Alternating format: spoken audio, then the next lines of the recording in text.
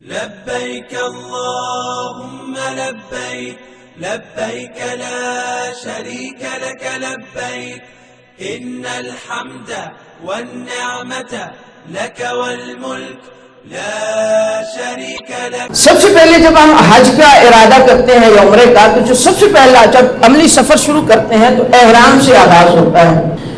پاکستان سے جانے والے لوگ آپ عموماً دیکھتے ہیں ایئرپورٹ سے احرام باندھ کے جاتے ہیں۔ تو احرام میں چند چیزیں جو بڑی اہم ہے وہ ہے، سب سے پہلے کچھ چیزیں ہیں جو احرام باندھنے سے پہلے کی جاتی ہیں، بہت لازمی ہیں، اور کچھ چیزیں ہیں جو احرام کے بعد کی جاتی ہیں۔ احرام سے پہلے ہے اپنی تراش خراش، ناخن تراشنے ہیں، کوئی صفائی کرنی ہے کسی بھی طرح کی، تو یہ ساری چیزیں غسل احرام سے پہلے کریں۔ اور یہ ضروری نہیں ہے کہ جس وقت آپ نے غسل احرام کے لیے کرنا ہے عین اس سے پیش کر دیں، آپ اس سے 2 دن 4 دن 6 دن پہلے بھی کر سکتے ہیں، ٹھیک ہے۔ اس کے بعد جب آپ جائیں گے، مثلا آپ نے اگر یہاں سے جدہ جانا ہے، سب سے پہلے جدہ جس کو ہم کہتے ہیں، تو آپ اپنے گھر سے احرام کا غسل کریں گے، اور پھر غسل کر کے احرام کا، یہ واجب نہیں ہے۔ احرام جو ہے جب ہم پاکستانی یہاں سے جاتے ہیں تو ہماری فلائٹ 2 شہروں میں اترتی ہیں، ایک جدہ میں اترتی ہے اکثر لوگوں کی، اور کچھ لوگوں کی مدینہ میں اترتی ہے۔ جو لوگ جدہ میں اتریں گے وہ یہی اپنے گھر سے احرام کا غسل کریں گے۔ احرام کا غسل فرض نہیں ہے، سنت ہے۔ اگر کوئی بیمار ہو، کوئی پریشان ہو، کسی کو کوئی بیماری ہو، بزرگ ہو، کوئی وجہ ہو ایسی، تو وہ وضو کر لے۔ لیکن اگر کوئی مسئلہ نہیں ہے تو غسل کرنا چاہیے۔ نبی علیہ السلام کی جو سنتیں ہیں یہ بے فائدہ نہیں ہے، یہ اضافی چیزیں نہیں ہیں، اس لیے غسل کرنا بہتر ہے۔ تو پھر غسل کریں، اور غسل کرنے کے بعد احرام کا لباس پہننا ہے۔ ابھی آپ نے غسل کیا ہے اس لیے کہ آپ ایئرپورٹ پہ غسل نہیں کریں گے، یہ ایک بات یاد رکھیے گا۔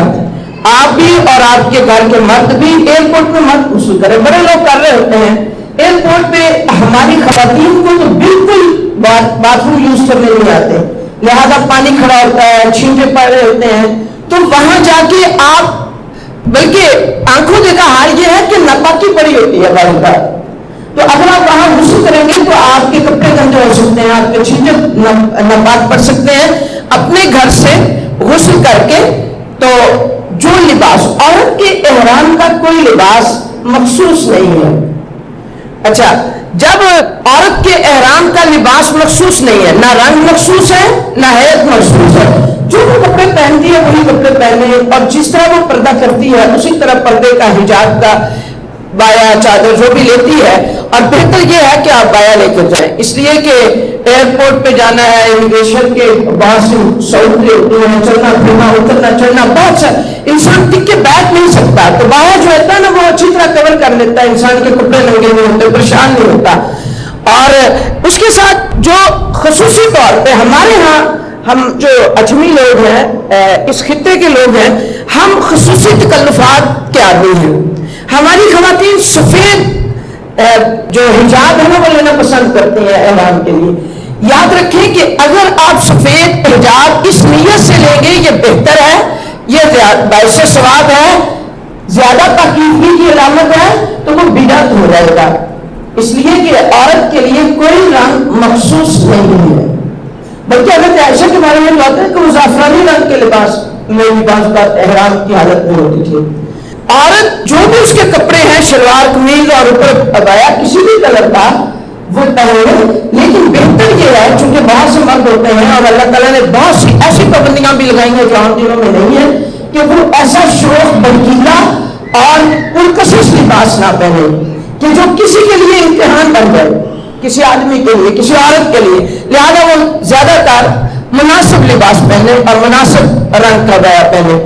یہ وائٹ احرام کی کوئی شرط نہیں ہے عورت کے لیے۔ مرد کے لیے احرام کی صرف 2 چادریں ہیں، ایک اوپر لینے کے لیے اور ایک تہبند باندھنے کے لیے۔ اچھا، بعض جگہوں پہ آپ دیکھیں گے، اور ہماری عورتیں وہاں پریشان ہو جاتی ہیں، یہاں سے سن کے جاتی ہیں وہاں پریشان ہو جاتی ہیں، کہ کئی علاقوں کی عورتیں آتی ہیں، انہوں نے بھی 2 چادروں میں اپنی دونوں چیزیں سلوائی ہوتی ہیں، اوپر کے لیے اور نیچے کے لیے۔ وہ چادر جو ہوتی ہے اس کو وہ گھاگرے کی طرح سلوایا ہوتا ہے، اور جو اوپر ہوتا ہے اس کو وہ کھلی سی شرٹ کی طرح، اوور کوٹ کی طرح، یا کچھ بھی کہہ لیں اپر کی طرح سلوایا ہوتا ہے. تو یہ بالکل غلط ہے، یہ بالکل غلط ہے. عورت کا احرام کی کوئی خاص حیت نہیں، کوئی خاص رنگ نہیں ہے، کوئی خاص سٹائل نہیں ہے. آپ کے پاس جو کپڑے ہیں وہ آپ کا احرام ہوگا جو آپ پہنیں گے. لبیک اللہم لبیک، لبيك اللهم لبيك لبیک لا شریک لک لبیک،